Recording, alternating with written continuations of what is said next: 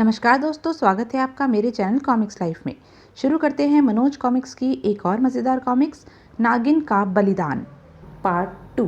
राजा ने कहा, क्या बात है महारानी, हम जब भी राजकुमार की शादी की बात शुरू करते हैं तुम कहीं खो जाती हो। ऐसी कोई बात नहीं है स्वामी, दरअसल मैं यह सोच रही थी कि मैं कौन सी बात बताना भूल गई। हाँ, अब ध्यान आया कि मैं आपको यह बताना भूल गई थी कि राजकुमार घोड़े पर चढ़कर नहीं बल्कि पालकी में बैठकर राजकुमारी से विवाह करने मगध देश जाएगा। ऐसा क्यों? महारानी ने बात बनाई। जिस ऋषि के वरदान से हमें राजकुमार मिला है उसका यही कहना था। ओह, तब ठीक है, हमें इसमें भी कोई आपत्ति नहीं है। स्वामी, एक विशेष बात और, राजकुमार को पालकी से उसी समय निकाला जाए जब राजकुमारी से उसके फेरे पड़ने वाले हों और आप उस समय तक उसकी सूरत न देखें जब तक उसका विवाह न हो जाए। ऐसा ही होगा महारानी, भला हम क्यों अपने राजकुमार का अहित चाहेंगे, उसकी जान तो हमें अपने प्राणों से भी अधिक अजीज है। सुनकर महारानी ने चैन की सांस ली और निश्चित तिथि पर राजकुमार की बारात मगध देश के लिए चल पड़ी। संयोग से रास्ते में एक इच्छाधारी नाग और नागिन रेत के टीले पर फन फैलाए राजकुमार की बारात को देख रहे थे। तभी, तुम कुछ देख रही हो प्यारी नागिन? हाँ नागराज, राजकुमार की बारात आ रही है, लेकिन उस पालकी में कोई राजकुमार नहीं है। मुझे भी पता है, जब मगध देश में जाकर पालकी का पर्दा उठाया जाएगा तो राजा दर्शन सिंह जैसे नेक राजा की कितनी बड़ी बेइज्जती होगी। ऐसी हालत में बेइज्जती होना तो वाकई लाजमी है नागराज। ऐसी स्थिति में राजा दर्शन सिंह अपनी महारानी हेमलता को कभी माफ नहीं करेंगे और वह बेचारी बेमौत मारी जाएगी। हमें राजा को बेइज्जत होने और महारानी को बेमौत मरने से बचाना चाहिए नागराज।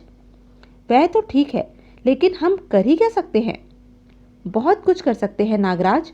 सुनिए, हम दोनों ही इच्छाधारी हैं, जब चाहे कोई भी रूप बदल सकते हैं। क्यों ना आप मनुष्य का रूप धारण कर पालकी में बैठ जाए और जब राजकुमारी से आपकी शादी हो जाए, बारात वापस दर्शन सिंह महाराज के महल में पहुंच जाए तो आप यहाँ आ जाएं।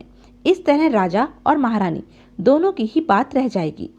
लेकिन क्या हमारा पराई आग में कूदना उचित होगा? मुसीबत के मारों की मदद करना पराई आग में कूदना नहीं होता नागराज। मुझे राजा और महारानी से गहरी हमदर्दी है नागराज। फिर एक तरह से हम उनकी प्रजा भी तो हैं। क्या राजा के दुख में प्रजा का फर्ज नहीं बनता कि उसकी मदद करे? आपको मेरी बात माननी ही होगी। ठीक है प्रिय, यदि तुम नहीं मानती हो तो मैं वैसा ही करता हूँ जैसा तुमने कहा है।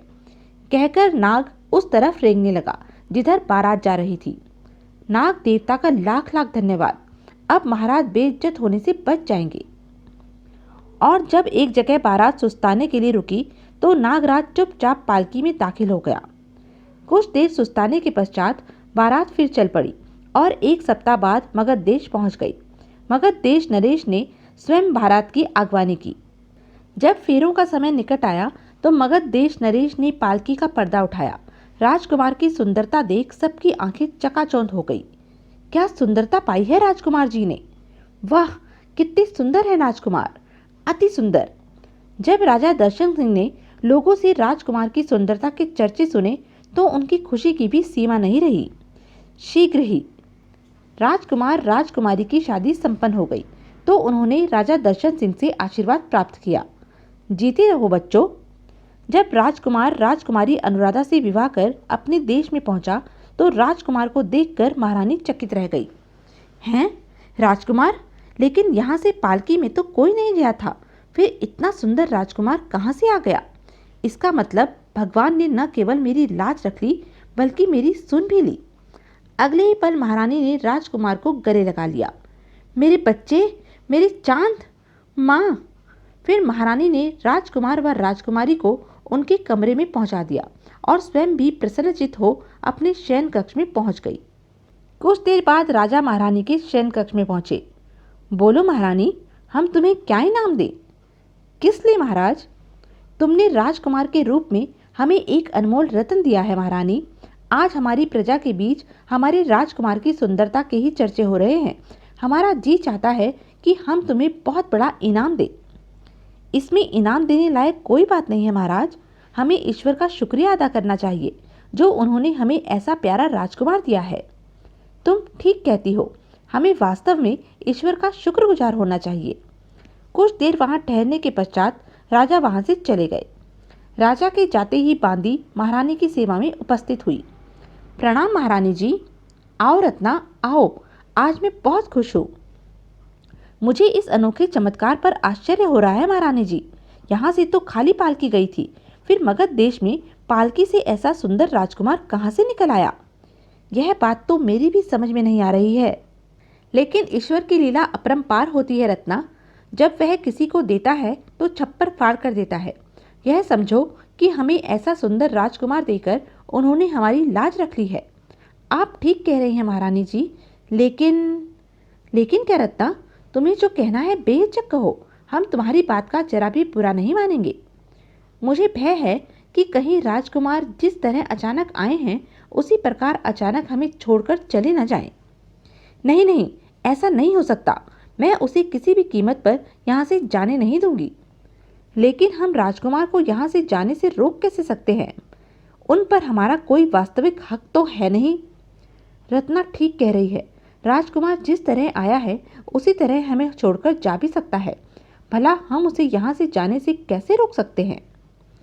महारानी को चुप देखकर बांदी ने अपनी राय प्रकट की।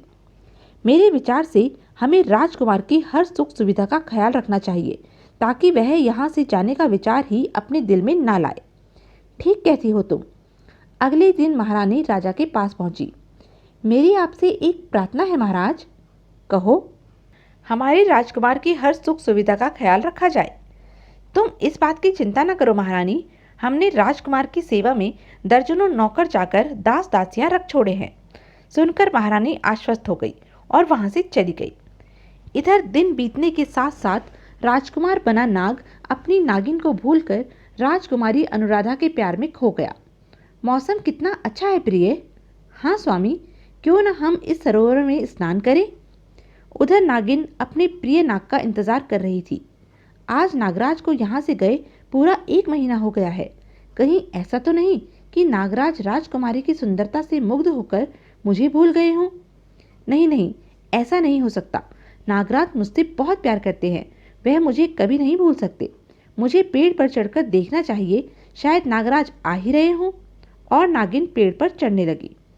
पेड़ पर चढ़कर उसने दूर दूर तक नजर दौड़ाई, लेकिन ओह, दूर दूर तक उनके आने का कोई चिन्ह नहीं। शायद आज भी वे नहीं आएंगे। मैं व्यर्थ ही उनकी प्रतीक्षा कर रही हूँ। और नागिन पेड़ से उतरने लगी। सांझ होने वाली है, अब मुझे अपनी बाबी में लौट चलना चाहिए। और नागिन अपनी बाबी की तरफ रेंगने लगी। मैं 1 हफ्ते तक और नागराज का इंतजार करूंगी। अगर वे लौट आए तो ठीक है, वरना मैं स्वयं उनके पास जाऊंगी। उधर एक दिन राजा ने महामंत्री से कहा, राजकुमार के लिए अस्त्र शस्त्र सीखने की व्यवस्था की जाए महामंत्री जी। जैसी महाराज की आज्ञा। अस्त्र शस्त्र विद्या में निपुण होते ही हम राजकुमार का राज तिलक करना चाहते हैं। जी महाराज। महामंत्री तुरंत उनके आदेश के पालन में जुट गया। इधर नागिन सोच रही थी, आज हफ्ता भी पूरा हो गया। अब समय न गंवाकर मुझे नागराज का पता करना चाहिए। और नागिन वहां से चल पड़ी। आधी रात के समय जब नागिन राजकुमार के शयन कक्ष में पहुंची तो राजकुमार और राजकुमारी गहरी नींद में सोए हुए थे। नागराज राजकुमारी के साथ कैसी सुख की नींद सो रहे हैं। आह, मेरा संदेह ठीक ही निकला। नागराज राजकुमारी के प्रेम में मुझे भुला चुके हैं और हो सकता है कि ये मेरे साथ राजी से न चले। अब तो नागराज को अपने साथ ले चलने का केवल एक ही उपाय है। मुझे राजकुमारी को डस लेना चाहिए। जब राजकुमारी मर जाएगी तो नागराज मेरे साथ अवश्य चल पड़ेंगे। और फिर नागिन राजकुमारी को डसने के लिए आगे बढ़ी थी कि एक अन्य विचार ने उसे अपने स्थान पर जड़बत कर दिया। नहीं नहीं, मुझे ऐसा नहीं करना चाहिए। यह भी तो हो सकता है कि नागराज राजकुमारी की मौत का गम बर्दाश्त न कर सकें और इस गम में अपनी जान दे दें। नागिन उलझन में फंस गई। फिर मुझे क्या करना चाहिए? सोचते सोचते आखिर नागिन एक ठोस नतीजे पर पहुंच गई। मुझे नागराज और राजकुमारी की खुशी में बाधा नहीं बनना चाहिए। मुझे नागराज को भूल जाना चाहिए और वापस लौट जाना चाहिए। लेकिन मैं भी तो अपने नागराज के बिना एक पल जिंदा नहीं रह सकती। आखिर क्या करूं मैं? सोचते सोचते नागिन ने पुनः एक निश्चय और किया। मुझे ही मौत को गले लगा लेना चाहिए। और नागिन फर्श पर अपना फन पटकने लगी। इस तरह नागिन ने फन पटक पटक कर अपनी नाक के बिछो के गम में जान दे दी। जब सुबह राजकुमार सोकर उठा तो उसकी दृष्टि मरी हुई नागिन पर पड़ी। उफ, यह तो मेरी नागिन है। यह मैंने क्या किया? मैं राजकुमारी से विवाह कर अपनी प्रिय नागिन को क्यों भूल गया था? ओह, समझा, शायद इसने मुझे बेवफा समझकर अपनी जान दे दी है। नागिन की मौत पर राजकुमार बेहद दुखी हो उठा। अपनी नागिन से बेवफाई कर मैंने इसे खो दिया। अब मुझे भी जिंदा रहने का कोई हक नहीं है। लेकिन दूसरे ही पल उसने सोचा, अगर मैंने नागिन के समान अपनी जान दे दी तो राजकुमारी का क्या होगा? अवश्य ही मेरी नागिन ने राजकुमारी व मेरी खुशी के लिए ही खुदकुशी की है। मुझे उसका बलिदान व्यर्थ नहीं करना चाहिए। मुझे राजकुमारी की खुशी के लिए जिंदा ही रहना होगा। और राजकुमार नागराज ने मरने का विचार त्याग कर अपनी नागिन के शव को उठाकर शाही बाग में गाड़ दिया और उदास सा राजमहल में वापस लौट आया। धीरे धीरे समय बीतता गया और एक दिन राजा दर्शन सिंह ने राजकुमार का राज तिलक कर दिया। नए राजा की जय हो, नए राजा अमर रहें, नए राजा जिंदाबाद। राजकुमार राजा बनने के बाद अपनी प्रजा की हर सुख सुविधा का ख्याल रखने लगा, लेकिन वह अपनी प्रिय नागिन का बलिदान कभी नहीं भूल सका। तो यह थी मनोज कॉमिक्स की एक मज़ेदार कॉमिक्स। ऐसी ही मज़ेदार कॉमिक्स के लिए बने रहें मेरे साथ। और हाँ, मेरे चैनल को लाइक, शेयर और सब्सक्राइब करना ना भूलें। धन्यवाद।